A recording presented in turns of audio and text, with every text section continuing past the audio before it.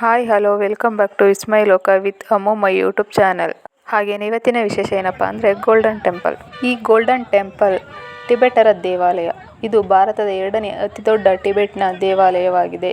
ಈ ದೇವಾಲಯದ ಒಳಗಡೆ ಆಕರ್ಷಣೀಯವಾದಂತಹ ಚಿತ್ರಣಗಳನ್ನು ನಾವು ನೋಡಬಹುದು. ಹಾಗೆಯೇ ಸುಂದರವಾದಂತಹ ಹಸಿರು ಉದ್ಯಾನವನವನ್ನು ಕೂಡ ನಾವು ನೋಡಬಹುದು. ಇದನ್ನು ನೋಡುವಂತಹ ಸಮಯ ಬೆಳಿಗ್ಗೆ 6 ಗಂಟೆಯಿಂದ ಸಂಜೆ 6 ಗಂಟೆಯವರೆಗೆ. ನಾವು ಕೊಲೀಗ್ಸ್ ಜೊತೆ ಬಂದ್ವಿ. ಇದು ವೆಹಿಕಲ್ ಪಾರ್ಕಿಂಗು. ಸೊ ಎಂಟ್ರೆನ್ಸಿಗೆ ಬಂದ್ವಿ ನೋಡಿ. ಒಳಗಡೆ ಹೋದರೆ ನಾವೇನಾದರೂ ಪರ್ಚೇಸ್ ಕೂಡ ಮಾಡ್ಬೋದು. ಈ ಗೋಲ್ಡನ್ ಟೆಂಪಲ್ಗೆ KSRTC ಬಸ್ನಿಂದ ಬರಬಹುದು. ಮಡಿಕೇರಿಯಿಂದ ಸುಮಾರು 34 ಕಿಲೋಮೀಟರ್ ಆಗುತ್ತೆ. ಬೆಂಗಳೂರಿನಿಂದ ಸುಮಾರು 220 ಕಿಲೋಮೀಟರ್, ಮೈಸೂರಿನಿಂದ ಸುಮಾರು 100 ಕಿಲೋಮೀಟರ್ ಆಗುತ್ತದೆ. ಕುಶಾಲನಗರದಿಂದ ಆಟೋ ಟ್ಯಾಕ್ಸಿ KSRTC ಬಸ್ನಿಂದ ಬರಬಹುದು. ಮಡಿಕೇರಿ ಜಿಲ್ಲೆಯ ಬೈಲಗುಪ್ಪೆಯಲ್ಲಿ ಟಿಬೆಟರ ನಿರಾಶ್ರಿತರಿಗಾಗಿ ಈ ಪ್ರದೇಶವನ್ನು ಸ್ಥಾಪಿಸಲಾಗಿದೆ. ನೋಡಿ ನಾವು ಒಳಗಡೆ ಬಂದ್ವಿ. ಇಲ್ಲಿ ನೋಡಿ ಎಲ್ಲ ತುಂಬ ಹಸಿರಾಗಿದೆ. ನಮ್ಮ ಕೊಲೀಗ್ಸ್ ಎಲ್ಲ ಫೋಟೋಸ್ ತಗೊಳ್ಳೋದ್ರಲ್ಲಿ ಫುಲ್ ಬ್ಯುಸಿಯಾಗಿದ್ದಾರೆ. ಇದು ಮೊದಲು ಸಿಗುವಂತಹ ಇದು ಗೋಪುರ. ಸೊ ಇದಾದಮೇಲೆ ನೆಕ್ಸ್ಟ್ ನಾವು ಒಳಗಡೆ ಎಂಟ್ರಿ ಕೊಡ್ತೀವಿ. ನೋಡಿ ಉದ್ಯಾನವನಗಳು ಎಷ್ಟು ಹಚ್ಚ ಹಸಿರಾಗಿದೆ. ಇಲ್ಲಿಯ ವಾತಾವರಣ ತುಂಬ ಚೆನ್ನಾಗಿದೆ. ಹಾಗೆಯೇ ಸ್ವಲ್ಪ ಚಳಿ ಇರುತ್ತೆ. ಹಾಗೆಯೇ ಹಿತಕರವಾಗಿರುತ್ತದೆ. ಈ ಗೋಲ್ಡನ್ ಟೆಂಪಲ್ ಮಠವೂ ಹೌದು, ದೇವಾಲಯ ಕೂಡ ಹೌದು. ಸೊ ಈ ಮಠವನ್ನು 1963ರಲ್ಲಿ ಬ್ಲ್ಯಾಂಕ್ ಪದ್ಮನಾಭ ರೋಲಿಂಗ್ ಕೋಚರಿ ಅವರು ಸ್ಥಾಪನೆ ಮಾಡಿದ್ದಾರೆ. ಈ ಒಲೆ ಕಾಣಿಸ್ತಾ ಇದ್ದಿಲ್ಲ. ಸೊ ಇಲ್ಲಿ ಬೆಳಿಗ್ಗೆ ಟೈಮು ಪ್ರಾರ್ಥನೆ ಮಾಡಬೇಕಾದ್ರೆ ಹಸಿ ಸೊಪ್ಪನ್ನು ಹಾಕಿ ಹೊಗೆಯನ್ನು ಹಾಕ್ತಾರೆ. ಇದೇ ನೋಡಿ ಗೋಲ್ಡನ್ ಟೆಂಪಲ್. ಇಲ್ಲಿಗೆ ನಾವು ಬಂದಿದ್ದೀವಿ ಈಗ ಫೈನಲಿ. ಇಲ್ಲಿ ನಮ್ಗೆ ಹೋಗ್ಬೇಕಾದ್ರೆ ಲೆಫ್ಟ್ ಸೈಡು ದೀಪಗಳನ್ನು ಹಚ್ಚಿರೋದನ್ನು ನೋಡಿ ತುಂಬ ಚೆನ್ನಾಗಿದೆ. ಲೆಫ್ಟ್ ಸೈಡಲ್ಲಿ ಇದು ಹೋಗ್ತಾ ಇರಬೇಕಾದ್ರೆ ಸಿಗುತ್ತೆ. ಹೊಸ ವರ್ಷವನ್ನು ಫೆಬ್ರವರಿ ಮತ್ತು ಮಾರ್ಚ್ ಈ 2 ತಿಂಗಳುಗಳಲ್ಲಿ 15 ದಿನಗಳ ಕಾಲ ಕ್ಲಾಮ ಎಂಬ ನೃತ್ಯವನ್ನು ಇವರು ತುಂಬ ಚೆನ್ನಾಗಿ ಅದ್ಧೂರಿಯಾಗಿ ಕಲರ್ಫುಲ್ಲಾಗಿ ಮಾಡುತ್ತಾರೆ. ಎಂಟ್ರೆನ್ಸಲ್ಲಿ ಈ ಗಂಟೆ ಇದೆ. ಸೊ ಈ ಗಂಟೆನ ಪ್ರೇಯರ್ ಟೈಮಲ್ಲಿ ಮಾತ್ರ ಬಾರಿಸೋದು ಅನಿಸುತ್ತೆ. ಈ ಗೋಲ್ಡನ್ ಟೆಂಪಲ್ ನೋಡಿ ಎಷ್ಟು ತುಂಬ ಚೆನ್ನಾಗಿ ಕಾಣಿಸ್ತಾ ಇದೆ. ಸೊ ಇಲ್ಲೇ 3 ಬುದ್ಧನ ಪ್ರತಿಮೆಗಳು ಕೂಡ ಇದೆ. ಹೋಗ್ತಾ ಹೇಳ್ತೀನಿ ಯಾವ್ಯಾವ ಬುದ್ಧ ಇರೋದು ಇಲ್ಲಿ ಅಂತ. ಈ ಗೋಲ್ಡನ್ ಟೆಂಪಲನ್ನು ಟಿಬೇಟಿಯನ್ ಶೈಲಿಯಲ್ಲಿ ನಿರ್ಮಿಸಲಾಗಿದೆ. ಇದು ದಕ್ಷಿಣ ಭಾರತದಲ್ಲಿ ವೈಶಿಷ್ಟ್ಯವಾಗಿದೆ ಅಂತ ಕೂಡ ಹೇಳಬಹುದು.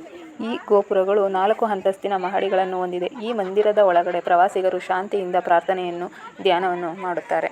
ಇಲ್ಲಿ ಮುಂದೆ ಚಿತ್ರಿಸಿರುವಂತಹ ಚಿತ್ರಗಳನ್ನು ನೋಡಿ. ಈ ಚಿತ್ರಗಳು ನಮ್ಮಲ್ಲಿ ಹೇಗೆ ಜನಪದ ನೃತ್ಯಗಳು ಅಂತೀವೋ ಸೊ ಹಾಗೆಯೇ ಇವರು ಕೂಡ ಈ ರೀತಿಯ ಚಿತ್ರಗಳನ್ನು ಬಿಡಿಸಿದ್ದಾರೆ ಅಂತ ಹೇಳ್ಬೋದು. ಇದನ್ನು ತುಂಬ ಯೂನಿಕಾಗಿ ಕೂಡ ಇದೆ ಅಂತ ನಾವು ಹೇಳ್ಬೋದು. ಇಲ್ಲಿ ನೋಡಿ ಸ್ಲಿಪ್ಪರ್ ಬಿಡುವ ಸ್ಥಳ. ಅಲ್ಲಿ ಸ್ಲಿಪ್ಪರ್ನ ಬಿಟ್ಟು ನಾವು ನೆಕ್ಸ್ಟ್ ಒಳಗಡೆ ಬಂದ್ವಿ. ಒಳಗಡೆ ನೋಡಿ ತುಂಬ ಚೆನ್ನಾಗಿದೆ. ಅಲ್ಲಿ ಬಿಡಿಸಿರುವಂಥ ಚಿತ್ರಗಳು ಕೂಡ ತುಂಬ ಚೆನ್ನಾಗಿದೆ. ಈ ದೇವಾಲಯದ ಒಳಗಡೆ ಇರುವಂತಹ ಬುದ್ಧನ ಪ್ರತಿಮೆಗಳು ಚಿನ್ನದ್ದು, ಸೊ ಗೋಲ್ಡನ್ ಅಂತ ಹೇಳ್ತಾರೆ. ಆ ಪ್ರತಿಮೆಗಳು ಯಾವ್ದ್ಯಾವುದು ಅಂತ ಹೇಳಿದ್ರೆ ಮೊದಲನೇದು ಬುದ್ಧನ ಶಕ್ಯಮುನಿ, 2ನೇದು ಪದ್ಮಶಂಭವ ಮೂರ್ತಿ, 3ನೇದು ಬುದ್ಧ ಅಮ್ಯುಕ್ತ ಯಾಸ್. ಈ 3 ಬುದ್ಧನ ಪ್ರತಿಮೆಗಳು ಇವು 40 ಅಡಿ ಎತ್ತರ ಇದೆ.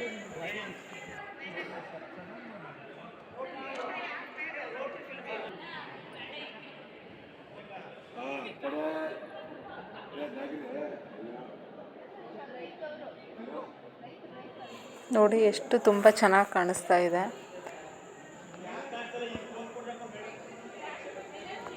ತುಂಬ ಅದ್ಭುತವಾಗಿ ಈ ಮೂರ್ತಿಯನ್ನು ಮಾಡಿದ್ದಾರೆ. ನೋಡೋಕ್ಕೆ 2 ಕಣ್ಣು ಕೂಡ ಸಾಲದು.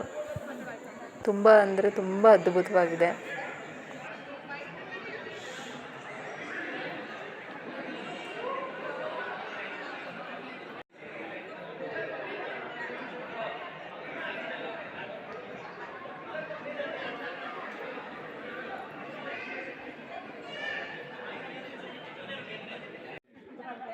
ಇಷ್ಟು ನಾವು ನೋಡಿಕೊಂಡು ಅದರ ಪಕ್ಕದಲ್ಲಿರುವಂಥ ಒಂದು ಉದ್ಯಾನವನಕ್ಕೆ ಬಂದ್ವಿ. ಸೊ ಇಲ್ಲಿ ನೋಡಿ ತುಂಬ ಚೆನ್ನಾಗಿದೆ ಪ್ಲೇಸ್. ಇದು ಹೊರಗಡೆ ಪಕ್ಕದಲ್ಲೇ ಪಾರ್ಕ್ ಥರ ಇದೆ.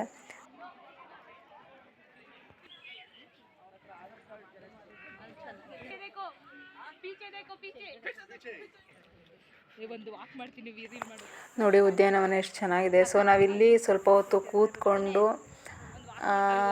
ಸ್ವಲ್ಪ ರಿಲ್ಯಾಕ್ಸ್ ಮಾಡ್ಕೊಂಡು ಹೋದ್ವಿ. ಮೀನ್ಸ್ ಏನೋ ಒಂಥರ ಪಾಸಿಟಿವ್ ಎನರ್ಜಿ ಬಂದಾಗೆ.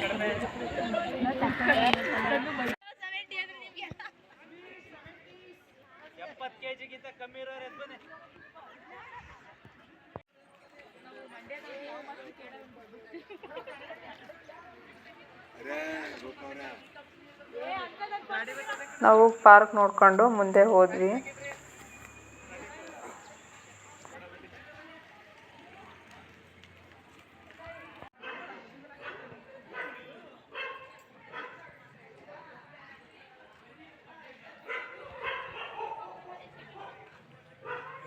ಇದು ಅವರು ವಾಸಿಸುವಂಥ ಮನೆಗಳು ಮತ್ತು ಮಠನೂ ಇದೆ.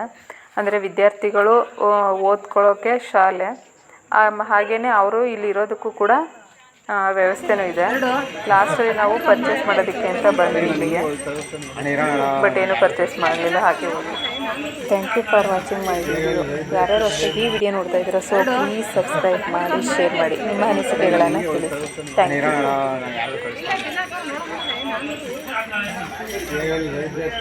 ಯು.